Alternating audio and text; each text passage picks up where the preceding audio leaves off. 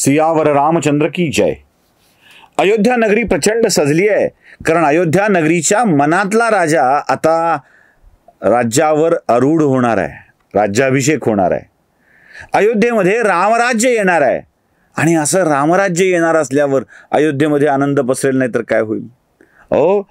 अयोध्येच्या दारादारावर तोरणं लागली आहेत, लोकांनी आपली घरं सजवली आहेत. घराबाहेर अयोध्येत सदैव सुगंधी वातावरण राहावं यासाठी नाना तऱ्हेचे धूप लावण्यात आलेले आहेत. दिव्यांच्या मध्ये अत्तर टाकून सुगंधी प्रकाश व्हावा, प्रकाशही सुगंधी, वातावरण नुसतं नव्हे, प्रकाशही सुगंधी व्हावा यासाठीची व्यवस्था करण्यात आली आहे. कुठेही अंधार राहू नये याची व्यवस्था पूर्ण अयोध्या बघते. आणि अयोध्येमध्ये जिकडे तिकडे एकच चर्चा आहे, रामाचा राज्याभिषेक होणार आहे, रामाचा राज्याभिषेक होणार आहे. बस आता आमचा राम राजा होणार आहे, आमचा राम राजा होणार आहे. सजलेल्या नटलेल्या अयोध्येमध्ये एकच लगबग सुरू आहे. राजदरबारातल्या सगळ्या लोकांना या सगळ्या तयारीचे वेध लागलेले आहेत. कोणी दूध आणायला गेलंय, कोणी तूप आणायला गेलंय, कोणी मध आणायला गेलंय, कोणी उंची वस्त्र आणायला गेलंय, कोणी सोन्याचे दागिने घडवत आहे, कारण कोणी सोन्याची नाणी आणायला गेलंय की जे सगळे रत्न सुवर्ण नाणी ब्राह्मणाला दान करता यावं. रामाचा राज्याभिषेक होणार आहे म्हणून प्रत्येक ठिकाणी अगदी अन्न शिजवलं जात आहे. ब्राह्मण जेवले पाहिजे, नगरातल्या प्रत्येक माणसाला मिष्ठान्न मिळालं पाहिजे. रामाचा राज्याभिषेक जणू अयोध्येतल्या प्रत्येक घरातला उत्सव होता, प्रत्येक घरातला उत्सव. आणि तो लवकरच होणार आहे ही जाणीव होती. महाराज दशरथांनी आपल्या सैन्याला, आपल्या प्रधानांना, आपल्या मंत्र्यांना दिलेले आदेश अयोध्यावासियांच्या पर्यंत पोचलेले होते. त्यामुळे अयोध्या मोहरली होती. राम राजा होणार आहे, राम राजा होणार आहे. आत्ताच्या अयोध्येत राम आएंगे या विश्वासाने ती किती सजली होती. तेव्हा तर प्रत्यक्ष रामचंद्र तिथे होते. काय भावना असतील अयोध्यावासियांच्या.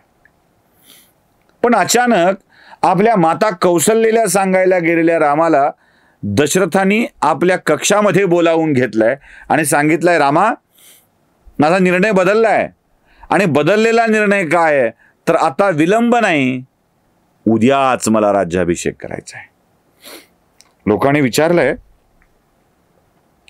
महाराज आपण किमान भरताला बोलवून घेऊया, वेगवेगळ्या आपल्या पाहुण्यांना सांगावं लागेल. ते म्हणले बाकी नंतर, त्यांना निरोप पाठवून देऊ, त्यांना निरोप पाठवून देऊ. कैकेयी देशला निरोप पाठवू, कौशल देशला निरोप पाठवू, सुमित्रेच्या देशामध्ये निरोप पाठवू, सगळीकडे निरोप पाठवून देऊ. होणार आहे हा निरोप पाठवू. आणि ज्या दिवशी राम राजा होईल त्या दिवशी त्यांना कळेल. पण त्यासाठी मला विधी थांबवायचा नाही आहे, कारण माझं मन काहीतरी अघटित घडणार आहे हे सांगत आहे. काय आहे, मंगळ, सूर्य, राहू या ग्रहांनी माझी पत्रिका आक्रांत झालेली आहे. अशा वेळी राजाचा मृत्यूच होतो आणि माझा मृत्यू कधीही होऊ शकतो, भविष्यात लवकरच कधीही येऊ शकतो. माझा मृत्यू झाल्यावर झालेला राम मला बघा, राजा झालेला राम मला बघायचा नाही आहे. माझ्या उपस्थितीत राम राजा झालेला मला बघायचा आहे आणि तीच माझी इच्छा आहे. त्यामुळं आता वेळ घालायचा नाही आहे. उल्कापात, वज्रापाताची स्वप्न मला पडतायत, अशुभ होतं याची जाणीव मला होती आहे. म्हणून नगरजन हो, मी उद्याच रामाला राज्याभिषेक करायचं ठरवलं आहे. आणि जवळ आलेल्या रामाला पुन्हा एकदा दशरथांनी सांगितलं आहे की रामा, आजपासून तू व्रतस्थ राहायला हवं. सीतेलाही सांग. आणि हे व्रत काय आहे, उद्या राज्याभिषेक होणार आहे म्हटल्यावर आता संध्याकाळपासून रामाने भुक्त अवस्थेमध्ये राहिलं पाहिजे, उपवास केला पाहिजे, जेवण करायचं नाही आहे, काही खायचं नाही आहे. आणि विधी झाल्यानंतर, राज्याभिषेक झाल्यानंतरच रामाला खायला मिळणार आहे. रामानेही आपल्या पित्याला पुन्हा एकदा वंदन केलं आणि सांगितलं की जशी आपली आज्ञा, आपण म्हणाल तसं मी करायला तयार आहे. उद्या तर उद्या. झालं. रामचंद्र संध्याकाळच्या वेळेला बाहेर आलेत.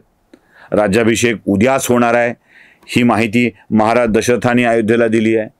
आधीच बावरलेली मोहरलेली अयोध्या आता पुन्हा अधिकच जोमानं कामाला लागली आहे. आता उद्याच, लवकरच नाही, उद्या सकाळचा सूर्य रामचंद्रांना राजा करणारा असेल, ही भावनाच अयोध्येच्या मनामध्ये प्रचंड वेग आणते आहे, उत्साह भरते आहे. हे सगळं रात्रभर तयारी चालली आहे. आणि यावेळी राजमहालाच्या एका उंच भागावर एक स्त्री हे सगळं बघण्यासाठी आलेली आहे. ती बघतेय की अयोध्या उल्लसित झालेली आहे. ती आपल्या महालाच्या गवाक्षातून, उंचावरून, छतावरून बघतेय की अयोध्या इतकी गजबजलेली, इतकी रोषणाई, इतके दिवे का असतील. ती खाली उतरते आणि अयोध्येच्या नगरजनांना विचारण्याचा प्रयत्न करते की काय होत आहे. आता उत्साहात राम राजा होतोय. ती म्हणते कधी? ते उद्या. अरे उद्या राम राजा होतोय. आणि तिच्या मनामध्ये एक एक विचार येऊ लागतात. उद्या राम राजा होतोय, अजून मला माहित नाही, माझ्या राणीला माहित नाही, असं कसं होऊ शकतं. आणि ती या सगळ्या गलक्याला बघून पटकन आपल्या राणीच्या महालामध्ये जाते आणि ती विचारते, राणी तुला कळलंय काय होणार आहे ते? राणी म्हणते नाही, उद्या रामाचा राज्याभिषेक होणार आहे. राणी ही अत्यानंदाने सांगते, अरे वा, माझा राम राजा होणार आहे. म्हणते हो, तुला माहित आहे? ते म्हणते नाही. अगं घाईत करतायत. अरे वा, खूपच छान झालं, माझा राम राजा होणार आहे. ती राणी असते कैकेयी आणि ती स्त्री असते मंथरा. मंथरा आणि कैकेयी या संबंधात मला एक गोष्ट तुम्हाला नक्कीच सांगायची आहे. लोक मला ऑर्थोडॉक्स म्हणतात, म्हणू दे, मराठवाडी माणसं अशीच ऑर्थोडॉक्स असतात. मंथरा हिच्याविषयी बोलण्याआधी पुढच्या काळातला एक पात्र सांगून ठेवतो, शकुनी. 2 पात्र लक्षात ठेवा. शकुनी आणि मंथरा हे दोन्ही पात्र बाईच्या माहेरून आलेली होती. दोघही त्या बाईच्या कानाशी लागणारे आणि सांगणारे होते. झालं काय? दोघांच्याही कुळाचं वाटोळं.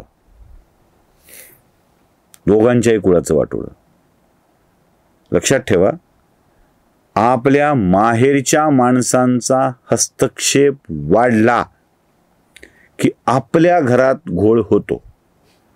घर म्हणजे काय आहे? आपल्या माणसांचा आहे. त्या माणसांचा सहभाग, चर्चा, मतं त्या घराला उभारणारी असतात. पण हेतुपूर्वक बाहेरच्या माणसाने दिलेले मतं, सल्ले जे आपल्या घराला विभागणारी असतात, ती नुकसानदायक असतात. यावर बोलूया आपण सविस्तर. काय मंथरा काय सांगते आणि शकुनी काय सांगतो, आम्ही त्यातून काय घेतलं पाहिजे हे सुद्धा नीट समजून घेतलं पाहिजे. ते सुद्धा खूप आवश्यक आहे. सांगतो पुढच्या भागामध्ये. मंथरा कैकेयीला समजावून सांगण्याचा प्रयत्न करते की अगं राम राजा होतोय, तुला सांगितलंही नाही, भरताला बोलवलंही जात नाही. ते म्हणते काय झालं मग, छान आहे की उलट. आणि कैकेयी आपल्या मनातील दुष्ट विचारांना, कैकेयीच्या मनात मंथरा आपल्या दुष्ट विचारांना घालण्याचा प्रयत्न करते. काय घालते, काय बोलते, बघूया पुढच्या भागामध्ये. सियावर रामचंद्र की जय.